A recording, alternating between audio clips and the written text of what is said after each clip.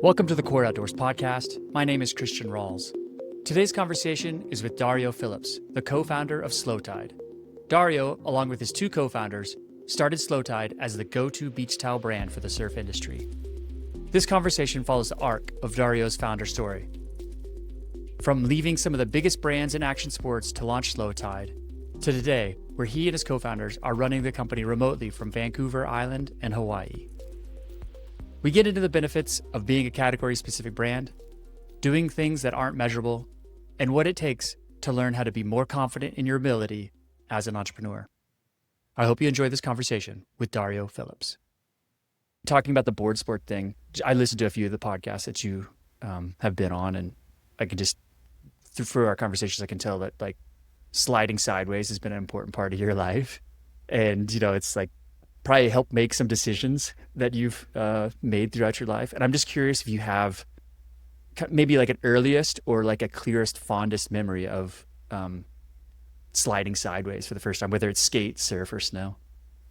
Yeah, I mean, I was first introduced to skateboarding before surfing and snowboarding, and I would watch my cousins do it in Vancouver. And yeah, I mean, it just looks so intriguing and technical. And I got my first skateboard and would literally just like skate for hours on end by myself. You know, literally I had like a little curb in front of my house and I would just skate and do nose stalls and little like 5-0 stalls, but just like hours on end, and just like the amount of work it takes to get better and to grow at it. And then eventually you like hit this level and you're like, oh, I understand it now. I get like where foot placement can be. And there's so much like falling and getting back up. I think that's like the biggest thing of skateboarding and board sports in general, of just like you really have to learn to be persistent and be relentless. And it's like such a, yeah, just a long-term life lesson beyond just boarding. It's just like falling and getting back up and doing it over and over and over again. And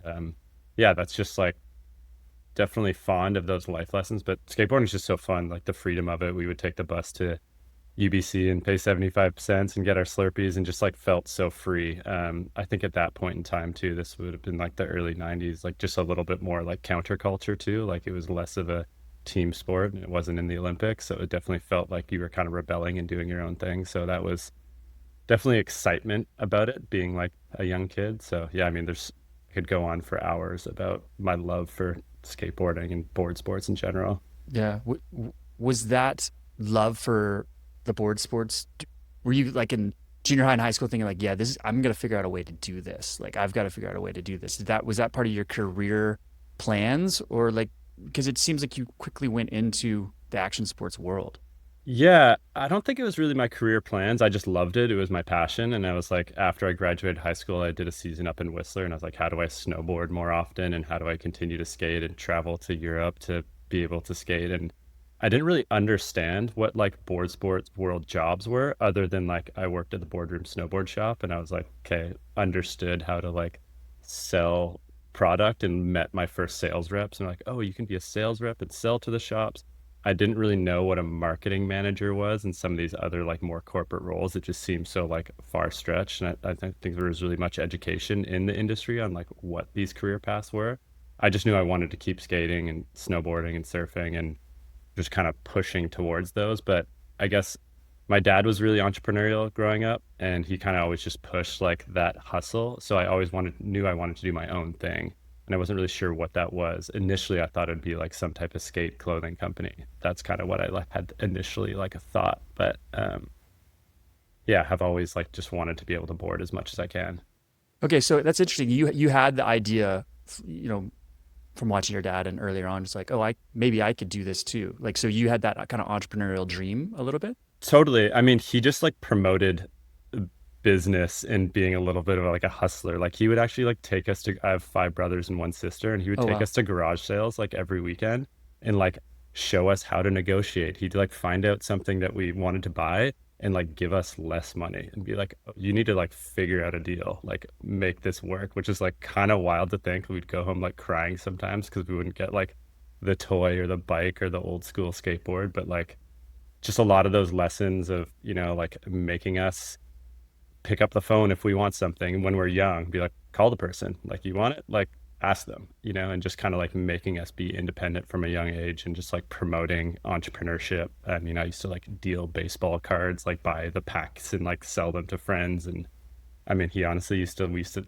sell firecrackers. We would like drive across the border and like buy firecrackers from Lummy and like bring them back. And he's like, it's a good business. Like, so you're just like learning how to do business. So, um, yeah, I owe a lot to those lessons, like still ring true to me today of just like, there's a problem, there's always a solution. And just be able to like pick up the phone and talk to someone is definitely like something he really hammered home, especially now running my own business when everyone like really defers to, oh, I emailed them and they didn't respond in 2 weeks. It's like, well, did you call them? No, so I think it just like shows that you can one step further. That's an amazing example to live to be given to you as a kid. Like that's so valuable, regardless if you become an entrepreneur or not. Totally. You're very fortunate. For sure. Yeah. Interesting looking back. It's also like at the time it was pretty annoying too. Like really like, no, I don't want to do this, but then you look back and you like appreciate it. Yeah, no kidding. I should back up a little bit. You have two co-founders at Slowtide, so there's three of you, and we're going to get into that a little bit. But you all came from, let's for lack of a better term, corporate board sport world, and you had the seed of this entrepreneurial idea. Um, Talk to me a little bit about like life in the action sports, board sports, corporate world, and then what initiated you to be like, we should probably think about doing something on our own. Yeah, I mean, it was kind of serendipitous how we all met. We were all kind of had similar roles in these corporate companies. My business partner, Kyle, was running design at DC Shoes, and I was marketing director at Quiksilver. So we had like offices close by. So it was interesting like how we met, but all three of us had retail backgrounds too. They worked at high tech in Maui. I worked at Boardroom in Vancouver. So all of us like started in like surf, snow, skate retail. So we like understood that types of business. Both my co-founders have more of a design background and myself more of a marketing background. But yeah, just I mean, board riders in specific, like we kind of came at the tail end of the heyday of board riders, and there was a lot of amazing things that were going on. When I started, I was the Canadian marketing manager, and I had a pretty decent budget to essentially like make the brand cool in Canada, like build a surf program and a skate program and a snow program and do these cool trips, but then also like do retail marketing. I did a lot with a little and got noticed by the senior executives in Huntington, and kind of the dream for any like Canadian at the time was like, how do you grow? Like make it to California where all the headquarters were. And I was able to get down there, but during my path down there, there was a new CEO who came on board who really got the kind of like athlete program. There was like 170 athletes cut in a day. The skate program was cut, and that's really what I was meant to be going down to help run. So it's just like really crazy movement from moving from Vancouver to Huntington Beach and like calling the head of HR and being like, am I still moving down? Like my boss just left, like 170 athletes got cut. Like what is happening? And they're like, yeah, come down. We still need you. And I'm like, okay, this is crazy, but let's go for it. So yeah, there's definitely like tumultuous times, and looking at the industry now, it's like continues to be that way with like all the change to the licensing model. But I think it's really cool to understand that, yeah, that experience of how big it can be and how you can give back, but then like how, important these athletes are and these stories are. And if you like pull away from kind of giving back to the community, your brand just dies. So it just shows that like you have to be authentic and true to your customers. But yeah, it was a crazy time, and it still seems crazy, but it's leaving a lot of space right now for new brands, up and coming brands to open up and take over and do cooler things, which is really amazing to see. Yeah, I mean, it very much mirrors what's happening or what's happened in the outdoors. I mean, I talk about it all the time. It's like private equity and publicly traded companies gobbling up what used to be core brands, and then they dilute it, which then creates this opportunity for the up and comers who are actually still connected to the communities that they're trying to serve, and then they have all this white space that gets created for them to open up and take on. For sure. And the up and comers can be so nimble. Like you got an idea, you can just do it. In the corporate world, there's like so many channels you've got to go through an approval process. And it just like the how fast you go to market in the corporate world is much slower, where like at Slowtide now, we have an idea, like we can do it tomorrow. Like it's a small enough team that we can be nimble. And I think that's what makes these smaller brands unique. Yeah, for sure. And so the three of you are working these corporate jobs. You're seeing kind of the beginning of the decay of the authenticity of these brands, and you're like, hey, let's try something on our own. And was Slow Tide the first try, or did you try some other things, or did you kind of kick some other ideas around first? Yeah, so as I mentioned before, like I knew I always wanted to do something kind of in the industry. I wasn't really sure what it would be. And when I met Kyle and then later Wiley, we became good friends. We were initially roommates, and they had talked about a couple different ideas. Kyle's wife, actually, Alana, started with an idea of like, oh, towels could be cool. And Kyle, Wiley, and Alana kind of thought about a towel idea for a couple years. And I remember just hearing about it at parties and like, oh yeah, we talked about towels. That'd be cool.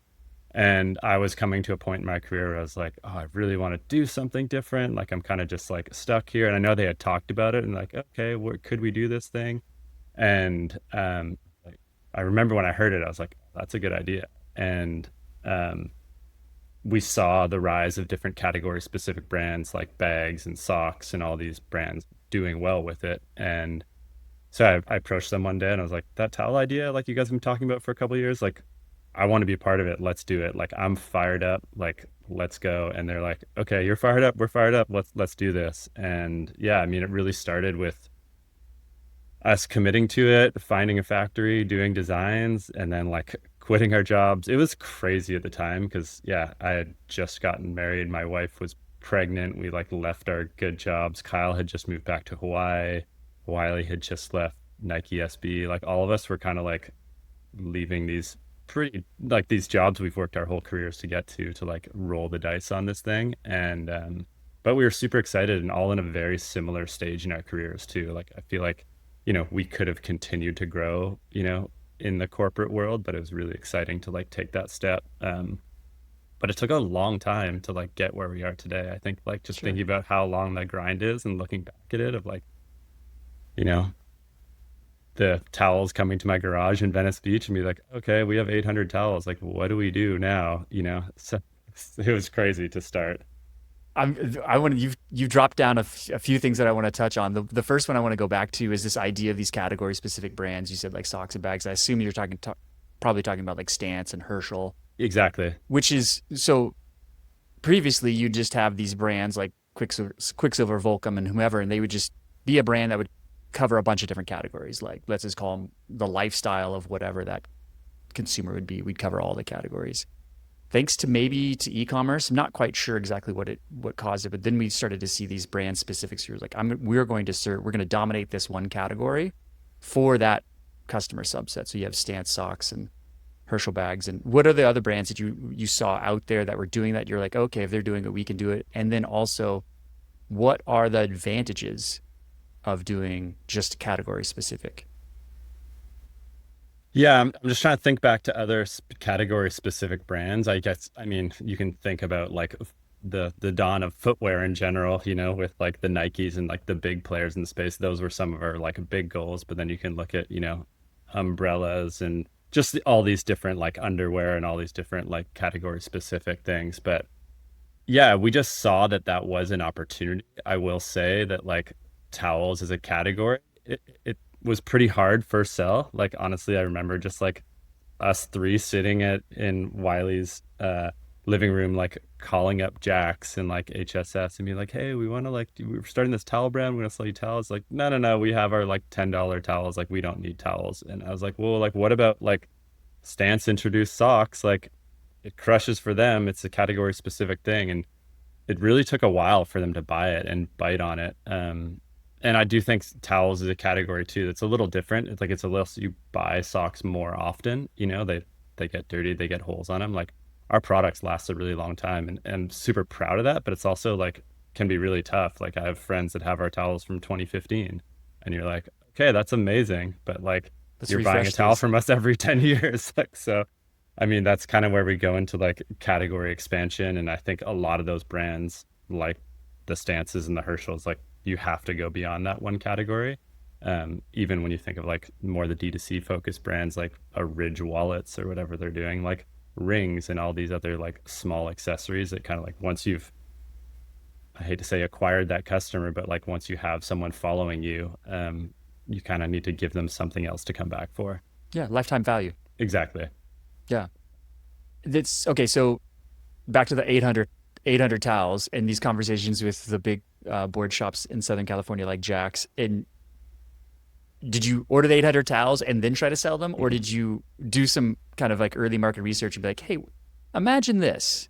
It's towels, but it's like stands for socks. I mean, did you kind of do those comparisons for people to test the market, or you just say, no, Yeah, we're just doing we had this? like a little PDF sell-in deck, but we went like pretty hard. Like we just ordered them without it. We had a good friend too, Gavin and Damian Farrenfort, who owned a shop in Venice Beach called General Admission, and they were like doing a ton of parties at, at the time, and they allowed us to have like a launch event there.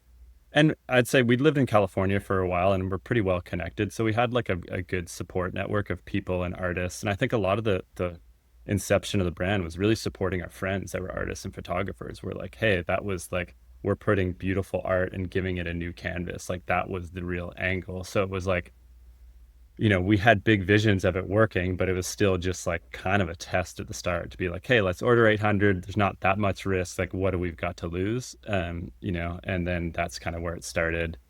We got better at manufacturing a better quality product and kind of just really just doubled down. But we were really wholesale focused first. And it was an interesting time because that was also the time when like D2C only brands were just starting to start up. So I'm like, it's interesting that we were wholesale first, but it might have been like not the most beneficial for us because we were so focused on it. And if we were just like D2C, it probably would have spearheaded our D2C growth quicker. And wholesale's been like up and down over the years. It's grown, but like it's not amazing compared to D2C. Okay. Did you guys bail on your jobs? Like, hey, we got 800 towels. I'm quitting. I'm leaving Nike SB. Or did you guys kind of moonlight or side hustle Slowtide till you could get to a place where you felt comfortable? Yeah, so Kyle had started kind of a little bit of a design agency in Hawaii. So he had like a little bit of a side gig. Wiley was done at Nike SB, and we had started Slow Tide, but then I got offered a position to help with partnerships at What Youth, which was like a California like skate surf publication. So I was helping them with their skate content and some of their partnerships. So I had like a little bit of side income helping for the first like year and a half. But yeah, it was definitely a grind, like looking back on, yeah, like the sacrifices we were making to make it happen. And yeah, not taking a paycheck for a couple of years was really tough, for a starting family. But luckily, like we had it saved up and lived pretty frugally and like, rented cheap apartments in Costa Mesa. And yeah, it's wild to look back. I like look at my wife. I'm like, damn, we like really went through a lot to get where we are today, especially like having a newborn at the time. Yeah, which if you're down with it, I want to talk about it a little bit because it's so typically things that get glossed over in podcasts and interviews is like we see, it's like the 10-year overnight success. We look at Slow Tide now, we're like, oh, amazing. Wow, that must have been so great. What a smooth ride. And then we talk about it. And so what were those first few years like? Yeah, it was pretty grindy. But I think like all of us were down. Like Kyle, Wiley, and I are like so committed. Like we believed in each other and we believed in the thing and we were in this ride together. So I think that like really helped get through it. I think there was some like obviously benefits, like the fact that Kyle lived in Hawaii. I'd be like, okay, there is one benefit. Like we can go visit him once a year and get like a bright spot. And like me as a Canadian, like living in Costa Mesa was cool. It was just like, hey, I'm down at the beach. It's sunny. It's like it was cool to experience that. And like I feel like the hustle in LA or Orange County is just like a lot stronger. I think it'd been really challenging for me to start Slow Tide up here in Canada or on Vancouver Island. Like you kind of needed the fire, like a lot of people down there just have that fire and have like a new business startup or an idea. And I mean, I guess it's like not great looking back on it now, but like people are comparing each other, and like, hey, like how big is your business? How fast can you grow this thing? And there's like a little bit more competition, a little bit more fire. Whereas I guess here now on Vancouver Island, it's more like, how often are you at the beach? That's your like comparison. That's how you measure. Yeah, Well, I mean, it's a good point because you need to go where the action is. totally. And if Totally. you're selling product into the board sport world, being in Southern California is where the action is. So if you're an outsider to that, if you're doing it from Vancouver Island, the chips are stacked against you for sure to begin with. So it makes sense that you got to be Totally. down there. Yeah. Um, so what were the indicators early on that's kept you in it? I mean, obviously the passion, the grind, you guys were kind of supporting each other and going for it, but I would imagine that there's times throughout the first few years where it's touch and go. Like, are we going to make this? Is this going to happen? Like, what were those early indicators that kept you in it other than just the pure passion? Yeah, I would say like some of the success of the collaborations, like picking the right collaboration and being like, oh, this moved a lot quicker than some of the inline products, and having those partnerships and being able to tell like an authentic story of like, hey, here's this artist we work with or photographer telling a video and our photo story, and like the team being us being like, oh, it's really cool. We get to tell this story beyond the product. And then introducing new products, like we kind of reinvented the changing poncho early on in 2017, and that like really took off. And it was a higher price point item. It was a product that we're really like innovating. Whereas like towels, you're innovating by like having nice quality and nice art, but you're not really like changing a lot to it. Where like the poncho, it was a double layer hood, like placket snaps, drawstrings, kangaroo pockets so you can change inside. And it felt like we were kind of like making people's lives better through like changing privately in public and at the beach. And I was using it a lot when I'd come up to Vancouver Island, and people are like, oh, this product functions really well and just makes my like day to day better. So that was really cool to see. And it kind of opened our eyes up to be like, oh, we can do more than just towels. And it's been like an evolution since then. So when you talk about collaborations, is that about, do you mean like finding an artist, working with a specific artist and releasing like a limited collection of their art on your products? Exactly, exactly. And or like we collaborate with brands as well too. But most of the time it's picking an artist that has incredible artwork or photography, working with them on a flat fee or royalty basis and telling their story and using ours and their audience to promote it. Right. And you started with wholesale. That was kind of the first, because that was your background. Everybody's experience was in that wholesale world, kind of alluding to e-commerce eventually taking off. At what point did you get serious about e-commerce? And then, how did you bring those two things together? Because that's a topic of conversation that comes up a lot for brands. Typically now we start with e-commerce and then we go to wholesale because it's like, okay, I want to expand. I want to do those things. So it seems like that's kind of a decision process that a lot of brands, early brands, need to make now, is like, how do I do both effectively without hmm cannibalizing my other customers? So what was that like for you? I think because we had so much experience in wholesale early on that it was like we need to go wholesale first. We understood that there's like a sales rep model and you kind of can have a team of reps around the country promoting your brand. So we knew that that was an opportunity.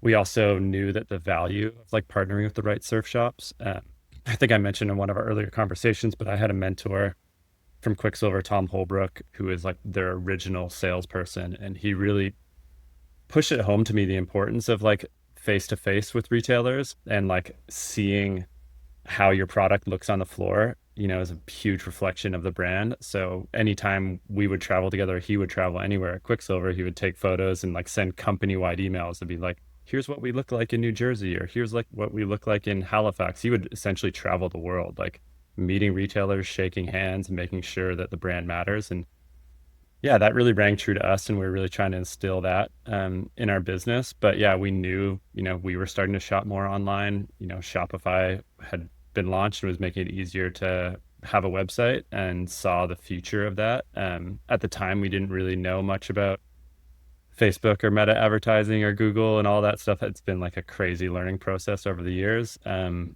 even just like the logistics of shipping e-com and wholesale. I think that's one thing that you like overlook. You're like, oh yeah, like, are we shipping this stuff ourselves? Are we renting a warehouse? Or are we having a 3PL, or do we have a buddy that owns a shop? Like we first started just with like our friends in San Diego shipped our stuff for us. And that was like kind of crazy to think about. And then we're like, oh, there's such thing called a 3PL. Like we didn't know any of this. This was kind of like learning as we go. What year in the business was this? I mean, the first year we launched, our friends were shipping in San Diego, and then we got a first 3PL, I believe, like a year and a half in. So it was like, it took a while to get like a proper warehouse and to, even figuring out an ERP system of like, how do you ship wholesale orders and how do you like invoice people? Like, I mean, the accounting side of things, like we were like, shit, did we invoice them for that order? Like, how do we like track this? Like it was crazy because none of us came from a finance background either. We're all just like, let's make the brand cool, like rad design and like get it everywhere. But we're like, okay, how does this back end how do we work this? Yeah. So that's been like a huge learning exercise over the years. But it's really incredible to think like I've learned way more in the last 10 years running my own brand than I ever did working for another brand in the corporate world. And I think when I was at Quiksilver, the business was very siloed. It was like marketing was marketing, make the brand cool. They didn't even really talk to sales at the time. It was like sales was trying to sell it. Like It's they, crazy. it was like there was no correlation, but like a lot of the sales were not trackable either, right? Like you weren't running meta ads with a return on ad spend and tracking pixels. It was all just like make it cool and hope that people buy it, and get eyeballs on it through billboards or retail imagery or sponsoring a snowboard video. So it was a very different time. So how do you see the relationship now between wholesale and direct to consumer, right? Like both are important. And you have a third revenue stream, which is kind of Custom, private, custom, custom yeah, private label yeah. stuff. So, which is great. It's amazing to have three revenue streams. I think that's very important for a brand. Like that's like a proper tripod of stability. How do you view those two channels, like wholesale and direct to consumer, so that they feed each other and don't compete with each other? Because that's something that we see a lot in the outdoors. That I'll have a conversation with a retailer, and unfortunately, they are the customer of a brand who they are also competing with. And like, how do you at Slowtide deal with that idea of like, okay, well, I'm going to be selling towels to the same customers that my wholesale customers are going to be selling to? Yeah, I think it's like picking the right retailers to partner with, doing an incredible job and having them like these are our A retailers that we really want to work with, making sure you have really good imagery. Like I'm still doing like in-store PKs. Like I love that of like going and meeting all the staff, especially locally here on the island and when I'm traveling, like going in and yeah, chatting with everyone and giving away free product and quizzing on like how our product's different and like what we do to give back regionally. But I think like how they tie together is now as our product is expanded, like a lot of the time you want to see the product in person too. So there's a lot of value in like touching and feeling that product, especially with some of our new product categories like the poncho and now like the all-weather parka. It's like you want to try it on and make sure it fits. And I think like the brand awareness through D2C can really help the wholesale. And we've seen like when we're spending more through Google and through Meta in a region, our wholesale sales lift as well. So it's like rising tide lifts all ships. And I think there's definitely some benefit to that. Where our wholesale is strong, generally our D2C is strong as well. Yeah, that makes sense. There's a lot of truth to that. Sometimes it's hard to convince the retailers that that's actual facts. Totally, totally. Yeah. Um, so you talked about it a second ago, is that this, the corporate world being siloed, and I'm curious, like, what preconceived notions did you have to unlearn? Like, you did your come up in the corporate world. What did you have to unlearn, or what are you still unlearning from life in the corporate world as an entrepreneur? It's tough because there's some things like when I go back to, marketing at Quiksilver and Huff is like you want to do things that like are not measurable sometimes that are just like this is badass. And I think like when I worked with Keith Huffnagel, the at Huff, it was really about like, is it cool? Like, does it make you say F yeah? You know what I mean? And that was like I don't know if I can swear on this, but You could swear. Let's go for it. the fuck it mentality was just like, is it cool? Are we all like fuck yeah? Or are we just like, oh, that's okay? And if you're saying like that and you're super hyped, it's generally gonna work. So not that we were doing that a lot in the corporate quick, but when I was at Huff, it felt like that. You're just like, and that's really what I'm trying to instill back and continually with Slowtide is like, I want the team to be hyped on what we're doing. And if we're not hyped, let's not do it. Um, so Do you have I an don't know if I example answered of? that question, but No, totally. It's funny because you talk to people who spend some time or a part of their career in a corporate setting and then come into being their own boss and the entrepreneur thing. It's like, yeah, you got to. There's a lot of things that you can learn that are helping you, that will help you in your entrepreneur world. But there's a lot of things you just got to quickly unlearn because it's like mhm. this does not help us here. Like this is too slow and too bloated. But on the fuck yeah, what is an example of something lately that's just in memory at Slow Tide where you're like, I don't know, I'm just gonna try this, or we should try this, and then you're like, yep, told you it works. I mean, one of my like biggest examples, or one of the funnest like campaigns we did, I think it was 2021. We did it. We were approached by New Balance and did a collaboration with them. My friends were working over there, New Balance Numeric, and we were thinking about campaign ideas. And our ties to Hawaii are very strong. And we had seen friends do some shark diving, and we're like, hey, wouldn't it be cool to like see the shoes out of the water and then like swimming with tiger and reef sharks? And we're like, that sounds insane. Is it like a liability? Like, has anyone done this before? And it was kind of just one of those like those moments, and we did it, and like the imagery in the video turned out so sick. And I'm still like looking back to that, I'm like, how do we recreate a moment like that and take a risk like that again? And it was such a cool process from start to finish, from creating the footwear and the towels that align with it, and then like working on a campaign that felt like really creative and like pushing the boundaries. And when you get that feedback too, it feels really good afterwards. You're like, whoa, that was really rad and we took a risk. But there's constantly, now it's more like, yeah, what are these product innovations, and what are these things that were like seem risky, but you want to take a swing, because it's just fun. Like, you got to think about why you're doing this. It's definitely not just about money. There's a lot of like personal things, and how much time commitment we've done, and what are we like bringing to the world. I have to ask then, do you have some examples or an example of like where you tried it and it didn't work? It just landed flat. You thought, oh man, this is gonna be great, and it's like, nope, didn't work. I'm putting you on the spot here. Yeah, I mean, yeah, I would say probably some collaborations. Like, we kind of have done quite a bit of music licensing in some groups. Like the Grateful Dead has been like an incredible partner for over almost 10 years. Does the And Grateful Dead licensing ever not work for a brand?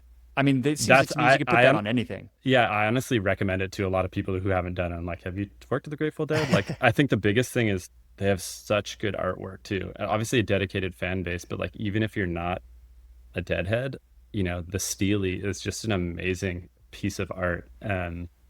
So yeah, after that we had so much success with the Dead, we like went with the Beatles and Pink Floyd, and kind of just tried a lot of things just because their names were big, and a lot of them like fell flatter. Even like Marley and different ones fell flatter than we would have expected. So I think, like, not that those were like huge risks, but some of them can be pretty risks with like minimum guarantees and big royalties. And I think, partnerships and licensing are really like, it's a little bit different than your inline business, and it's kind of a risk in doing it in general because you're kind of going after a totally different audience. But yeah, I would say it wasn't that big of a failure. I can't really think of like Okay. one big Well, bomb I'm off in glad my you brought up mind. the licensing thing for fear of boring the audience. And I don't care. This is the podcast that I'm doing because I asked the questions I want to ask. So I've always wanted to ask these questions about licensing because I'm Yeah, curious. I mean, I've been to um, what is Magic in Vegas and like yeah. been to the whole licensing pavilion. I was like, oh my God, this is how licensing works. But this is just I was a outsider. Help me understand how licensing works. So, you've got these amazing canvases with your towels. Your products are like a perfect canvas for artwork. So you go out and find, okay, so you want to work with whatever brand that already exists out there. What does it work? How does it work for licensing, and how do you approach those decisions? Well, when we started, it was really difficult because like licensees are not going to like talk to you if you're like unknown. So Mm. like, when we first approached or we chatted with the Grateful Dead, they're like, who are you guys? Like, oh, you make towels? Oh, we've never done that before. Like, I don't know. Like, is it going to like work? Is there a minimum guarantee? But essentially, I mean, at least the licensing show is like, all these brands have IP and they're trying to sell their license for a royalty and a minimum guarantee. And are you dealing with are you dealing with the Grateful Dead office, or are you dealing with some a third party who handles their licensing? Yeah, I mean, usually it's their like record label, like Warner Music, Oh wow. or like Rhino Records. But depending, a lot of the big groups have like an agency, like a licensing group that manages tons of different bands. So it kind of depends. It's a bit of a case by case, but I feel like once you've got one successful license and it works, everyone notices it. So then everyone's coming to you. So like, once we did Dead and it worked, everyone emailed me, and I could essentially get any group. So I think that was like the first one's always the hardest.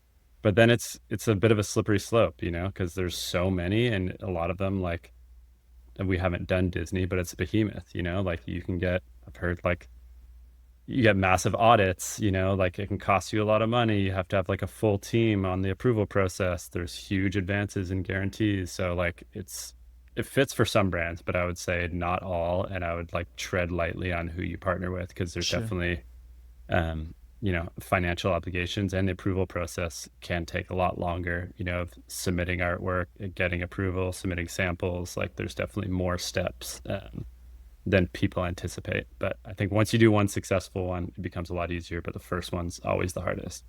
And I can imagine, yeah, the decision making process has got to be challenging. Like, who do you want to partner with, and what feels right for your brand, and what will your audience resonate with? I'm curious what the you don't have to go into the specific details of it. I'm just curious, like, what the economics look like in the sense of how you balance out, like, well, what am I have to pay for the margin versus what am I going to make up in the revenue? Like, and what percentage of, so that's one question. And the other question would be, what percentage of licensed products makes up your like total revenue? Like, is that a really Yeah. significant part of the business? Yeah. So the first question, essentially, like when you're getting a license now, you've build out a sales forecast. So we build out a plan to be like, okay, we're going to do this 3 seasons. We're going to do 2 towels.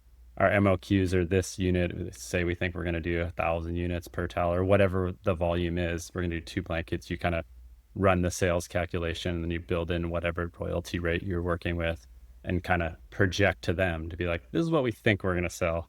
Hopefully, we have a lot now we have a lot of sales history, but at the start, you're kind of just guessing.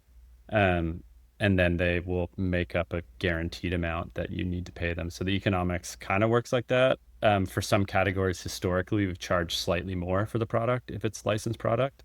So say it's like $5 more for a Grateful Dead towel than a non-Grateful Dead towel. And then in terms of percentage of business, it was a lot larger, kind of like the start of COVID. Now it's probably like 5 to 10% of the business. It's definitely gotten smaller because our inline products have grown. We've got such good inline creative and expanded our product categories. So it's in a healthy place right now, but still love some of those partnerships. And I think a lot of them start with like, what do we like, as founders first and our team, like who do we want to work with? And then we also survey our customers annually. So like anyone that's bought Dead will get a survey and be like, hey, what band would you like to see next year? And they'll fill out a response and we'll look at that and be like, okay, here's some potential options of like what our customers want next. And all the Grateful Dead people are just like, more Dead, please. More Dead, and then they ask Fish is number 2. Oh So shit. yeah. Oh my God, you guys, you're such a stereotype. Fish. Are there any like licensing dreams that you have? You're like, oh God, one day we're gonna have this. I think it's more collaborations, Okay. Do you have a not collaboration that you're like wishing licensing. for? I mean, I think big in the footwear side of things, like Okay. whether it's the Nikes or the Adidases of the world are always like it's just fun to do something that's like out of your realm and it's fun to like work on products. But yeah, there's definitely we've worked with a lot of brands and I kind of like talking about I know what you mentioned the custom channel, but we produce custom products or co-branded products for a lot of different brands as well. And a lot of those are like brands we've dreamed of working for and working with. So I think that's a really cool, I'd say they're not like a traditional collaboration that we're both selling through our channels, but it's still like Slowtide product sold through these, elevated brands that we're super stoked on. And it's been really cool for the brand. And is a Slow Tide name on those products too? It is, yeah. Oh Yeah. wow, so you always Yeah. got a little So we don't co. do any white labeling, like everything's co-branded. So there's always like a clamp label or, obviously our care labels and things like that. Sometimes they're less marketed through social channels because we're not selling them through our direct to consumer. Um, but yeah, it's a win-win for both parties. Right, because it's like sales and marketing at the same time, essentially. Exactly. Like say, us doing all the bath towels for Kith, that Kith customer might not know about Slowtide and they're getting this really amazing product and, they're like, oh, Slowtide, okay, here we go. I'm going to follow up with an order from us and just like brand recognition. And yeah, it just feels good to be able to make best in quality product and be like, they need to come, like they could do it themselves, but they're coming to us for a reason. So That's very cool, very smart. Are you actively pursuing those, or are they coming to you? I mean, much like that licensing deal was, you do the first one and then they start to come to you. How do you pursue? How does it look now? Are you pursuing them? yeah, we have a custom team that kind of operates. You can obviously fill out forms through our website. And I mean, the challenge with custom, the MLQs are significantly higher, so you have to be like a bigger brand to be able to work with us. But yeah, we are actively pursuing more than we were historically. But there's still like quite a filtration system of like who gets approved and who doesn't get approved. Sure. So yeah, it's definitely been growing, and it's a healthy part of the business that we're like excited to expand upon. And I think kind of goes along with like product line expansions of like, hey, they want a towel one year, they might want a custom blanket the next year. Okay, what are these like follow-up products and that live within like the Slowtide ecosystem? We currently don't have like our own brick and mortar store, but I've had some pop-up shops in Huntington Beach years ago, and we definitely like see a future of having a couple brick and mortar locations. And then like we just think about what is like the Slowtide ecosystem or what else could live in that. And that's kind of how we think about new product categories. Okay. Um, can you share any of those potential future product categories, or is it all under Yeah. wraps still? Yeah. I mean, there's definitely different material updates. We just launched like a packable picnic blanket that like folds into itself with like a waterproof DWR coating. I mean, the one that I'm most proud about is we launched an all-weather parka. I think some of the camo sitting behind me here, but the parka is a very interesting story. Essentially, I live on Vancouver Island. It's very wet, rainy. I surf a bunch, so I was using the poncho all the time, and we wanted something that was more waterproof, good for driving to and from the beach in your wetsuit, good for hopping on the sea-doo in the boat in the rain. And we developed the parka, and we were originally going to launch as a Kickstarter. I mean, at that point, this is 5 years ago, most of our business was still California and Hawaii, and Canada was a really small part of the business. And we all kind of like sat together, like, really, like parkas? And I was obviously the one pushing it because I'm up Like, I here. need this But parka. like the rest of our teams, all in California and Hawaii, and some of our advisors are like, this seems like kind of like far fetched. Why do we need this thing? And we kind of put it off for a while. We actually filmed the Kickstarter, but then we like looked at the product like, hey, we could make this product better. We continued to evolve the product and continued to sample it. Didn't kill it, but like took longer to launch. And then this past holiday we launched, and it was, in terms of like return on ad spend and like a product that has really moved the Canadian market, it's like been incredible. And it's been, yeah, I'm super proud of it. So in terms of like, yeah, fulfillment, I use it every day, and my friends are using it, and our friends on the soccer field are using it, and you're like, oh, this isn't just like a beautiful product, like it functions well and makes your day better. So I'm just like, if you can make that ease in terms of getting into cold water better for someone, it's really fulfilling. And I guess the interesting turning point of that too, that I'll kind of further explain, is a lot of our media right now has kind of shifted more to like founder content. I mean, part of the reason I'm chatting with you is just like to try to tell our story, and to our audience, people want to hear the true story, and we never really did that before. We hid behind the veil of like beautiful people, beautiful static imagery for years. It was just like a beautiful beach, a beautiful towel, beautiful people. And I feel like lots of brands, like everything was just a mood board. And now people really want to hear an authentic, true story, and like, why is this product better and how will it make my life better? And yeah, the ad and the product kind of reward you for that. If you create a product that actually does that, the sell through and the ad performance reflect that. So it's been cool to see how well that product has performed. We sold out way too fast, which is also like, we had Shoot. no anticipation of that happening, and now there's like a bit of a gap. But the challenges now is like, who else can talk about our product in an authentic way other than the founders? So that's kind of my next project. Yeah, it's funny you said the friends using it on the soccer field, because that's exactly when the first time I saw it, I was like, dang, there's a lot of different applications beyond cold weather surfing that would be super good for, primarily To- soccer. Totally. Yeah. My son plays on the travel team. We go down and I help coach one of the teams, and it looks kind of like a soccer coach's jacket, but the amount of people that ask me there, it's kind of a light bulb moment. I was like, oh shit, like I'm pushing this to surfing, but like there's way more people that are using it for other purposes. Yeah, hockey moms too, maybe. Yeah. The I'm glad you brought up the founder, like telling the founder story. I'm curious because I feel the same way. I talk about this all the time with people. Is like, kind of building in public, and people want to buy from people, right? So like we think like, I got to build this brand and all this stuff, but at the end, it's like people are actually going to connect to the people who are behind the brand. So what's your strategy and thinking? And maybe it's not even baked into a strategy; it's more of a feeling at this moment. But like, what are you thinking about bringing the founder stories more towards the forefront, and what does that look like? You know, I've watched the video that you made for the all weather parka, which is essentially you and an iPhone, a day in the life type thing. Like, what do you, what else, what other iterations, or where do you want to take this, and why do you think it's so important? Yeah, I mean, I think it's important because it's also like what I'm watching and what I'm resonating with other brands and other founders. It's really hard though, I have to say, like we've been talking about it for a long time with myself and my co-founders, and we all live like pretty different lives. My partner Wiley lives up in Haiku and Maui up in the fields, and Kyle's in the North Shore of Oahu, and he's got a beautiful family. And but it's like hard to put yourself out there. Like if you're not an influencer already or like into that, it's challenging. Like it's been honestly struggling for me to be like, you look at your stuff, you're like, does this sound cheesy? Like, is this?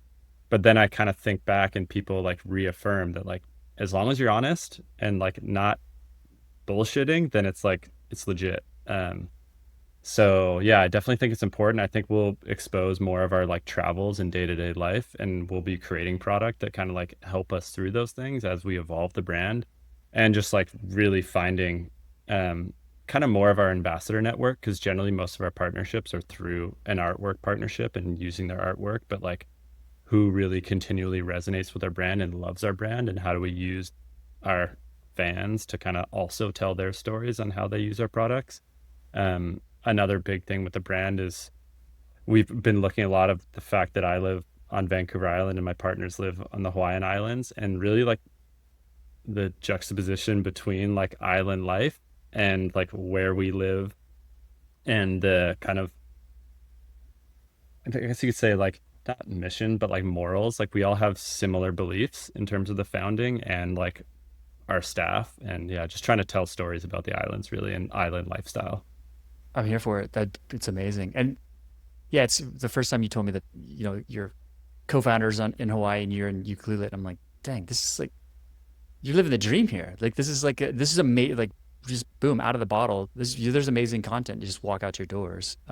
So there's a lot of fertile ground for you guys to work with for sure. Totally. But it's funny, you like forget about it until someone outside is like, whoa, like where you live is crazy. Like, and it's interesting, like even looking at an aerial photograph of like Tofino Ukulele and the North Shore of Oahu, they like look the same. It's pretty wild to Oh wow. see. Yeah, obviously the temperatures are quite different. Yeah, the water feels a little different. The water feels a little different, but it's pretty interesting to see how similar they are from an Yeah. aerial perspective. On this idea of having two, we've kind of been swirling around it. So there's three founders who are working together, different different countries, different islands, separated by an ocean. Um, I'd imagine that there's some things that you guys have had to work around about how you make decisions and what your relationship work looks like.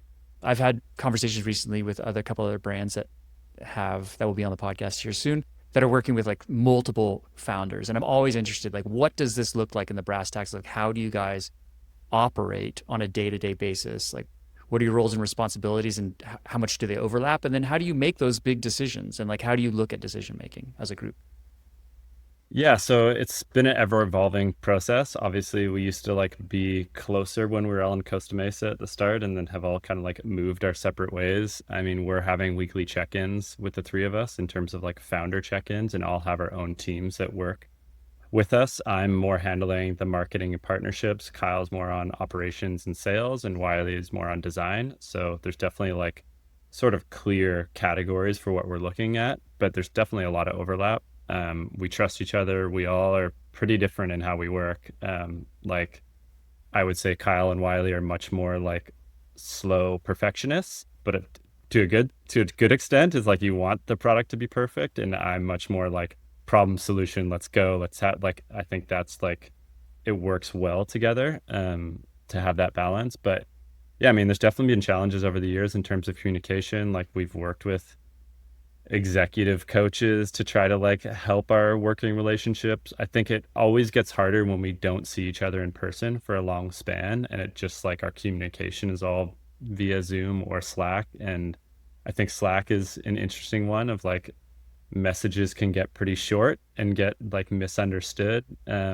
depending on how people write them. And I'm definitely pretty guilty of that in just terms of my personality and how I write emails of just like, okay, get pretty straight to the point. And I think, yeah, I'm learning to be a little bit more like sensitive with how those things are sent. And I think everyone is kind of like a learning process in this digital age. But I think what really keeps us together is we really have the same values, and that's what we've kind of like learned through coaching. We don't have coaches anymore, but we did for a year to try to like work through a couple things. And yeah, just the fact that we like all love to surf, we all really enjoy each other's company in the surf, we all like love our families, have a pretty like relaxed, laid back lifestyle. Like we would all dream of similar things in the future, of whether like when we first started, our dream was to be like, okay, let's spend some time in the south of France and the fall, and then surf Hossiger, and then go to Hawaii in the winter, and come to Canada in the summer, and live in it's like a lot of things are coming to fruition now. Like it's interesting how it's taken a long time, but I think having these values and these beliefs, and the fact that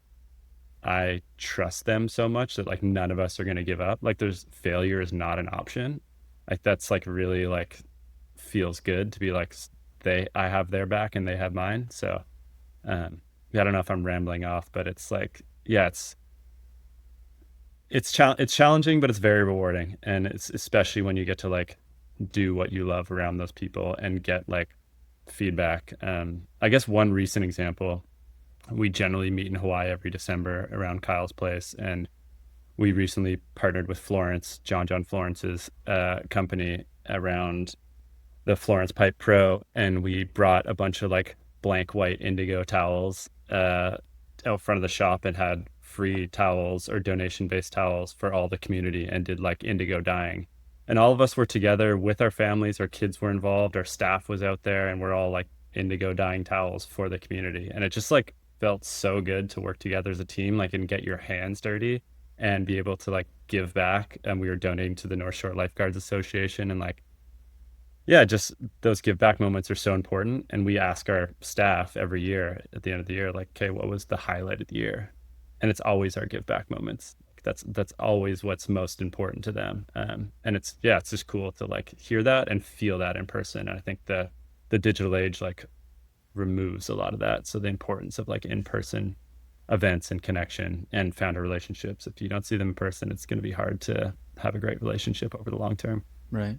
And so the three founders are in their separate island paradises, for lack of a better term. And you still have a headquarters that are in Southern California. So the core staff is still actually kind of in person meeting together on a regular basis. Is that right? Yeah, but when you say regular, like once a week, we're pretty like lax Regular enough. on, yeah, regular enough. We're pretty lax on like in home versus remote. And I think obviously because we're remote, when we come into the office, we generally like have the team come in a bit more often. We'll do something fun and go to the beach and go to lunch and kind of like do more kind of like bonding pieces. But yeah, I think it's still important to have like a place for our team to connect, because it kind of goes back to similar to the founders. If they're not seeing each other in person, those Slack messages can like change feelings. So if they like each other, obviously they're going to work better together as a team and want us to strive and succeed as a team. So that's pretty much why we've kept that office. Okay. Yeah, that was my next question, is why keep an office if three founders aren't even there? Yeah, I mean, we still have a pretty strong connection to Costa Mesa, a lot of like friends and family in that zone, having our staff in that area.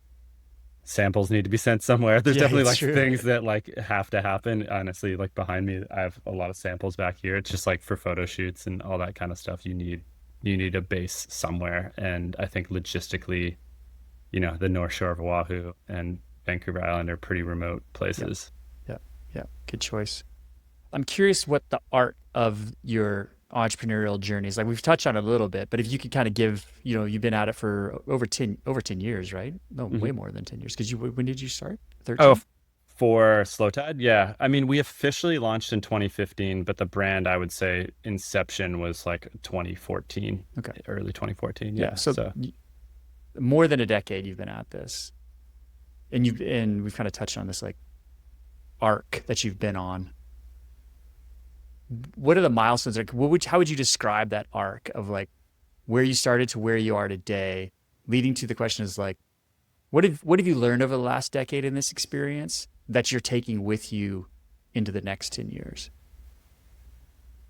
I mean, I would say that like I've learned to be more confident in our abilities as a team. I think you like when you're going through struggles, you look to outside advice and advisors so much and like kind of lose confidence in yourself. Even when we go back to the early days of us not understanding like what a 3PL is and what finances and how to collect on payments and 3PLs, like if you're driven enough, you figure it out. And it's even easier now. Like honestly, with AI and like what's happening, it's like there's you can figure things out. And I think if you have that persistence and like that never give up attitude, you can figure it all out. And yes, it's good to have a sounding board, but I think having like more confidence in yourself.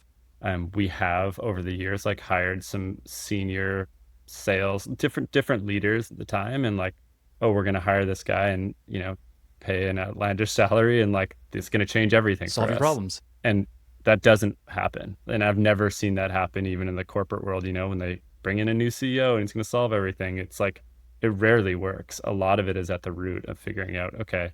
And I think being, I guess, what's that term, founder mode, of just like understanding how the business works and never being like too big for anything. Like even just like going back to like doing a retailer PK, like it's so important to get your hands dirty and understand like the little jobs but the big jobs as well. So I think like the biggest like arc and learning point is just like encouraging founders to have more confidence in themselves and their own abilities to like they'll be able to figure it out. You don't necessarily need to hire outside help, just grind and get a little dirty. And yeah, that's kind of what I like look at, especially when I'm thinking about our like next year's growth targets. I'm like, we got this. We've gotten this far. Like we can make it happen and continue the growth. Yeah, I don't know if that's like a crazy tidbit of advice, but it feels like it rings true to me right now in terms of just like being confident and believing in yourself. And on that idea of growth, like how do you let's, maintain this idea of looking into the future for the next decade. How do you look at growth versus, for lack of a better word, like sustaining? There's a bunch of different ways you can approach your business. You can be hyper growth. We need to be doing this every single year, or we're going to be losing market share. Versus, hey, we're happy with, let's just do this, this, this, and this, and it's still like, how are you guys looking at taking Slowtide in the future? Is it like slow and steady wins, or is it like, okay, now we've got a bunch of wind in our sails, let's crank? Yeah, I mean, I think we're putting like we want to grow, but we're putting less pressure on ourselves because I think when we put a ton of pressure on ourselves, that's when we burnt out, and that's when our like founder relationships really were hurting. When it was like we have to grow, and that's when we brought in the outside executives that were putting in a lot of pressure for this like unnatural growth. I mean, throughout COVID, we had an extreme amount of D2C growth, like many brands did, and was that partially our doing, but it was just like the ecosystem of how things were shifting to D2C. But it was an interesting time because most of our staff was furloughed. Like we were kind of, the three of us were checking in every day and be like, okay, what can we do today now to like make this thing work? And the growth was like pretty hockey stick growth. But now we're really looking at more sustainable growth. We're definitely working hard, but I think like us as founders, like we definitely value our like work-life balance and like be spending time with our families, and like why are we doing this, making sure we're having like a good give back component to what we're doing, and building products that we actually want to use. But yeah, definitely like I would say more slow and steady growth and not trying to like make some artificial growth. Yeah. Where do you want to be in the future as a founder, for you personally, but also as a brand? Like, where do you want to be? Let's pick whatever timeline in the future you want to be. 3 years, 5 years, 10 years. What do you pick? I mean, I'd want this to be a global brand, to be pretty much, present in all countries around the world. I'd like to have brick and mortar locations and really have like a Slowtide ecosystem in terms of like product offering, and continue to give back and try to like really figure out our give back strategy. I mean, currently we work with a lot of different nonprofits regionally, and I think it's really helpful. But I think like sometimes the messaging can be like, oh, you're working with them, and there's so many different ways to give back.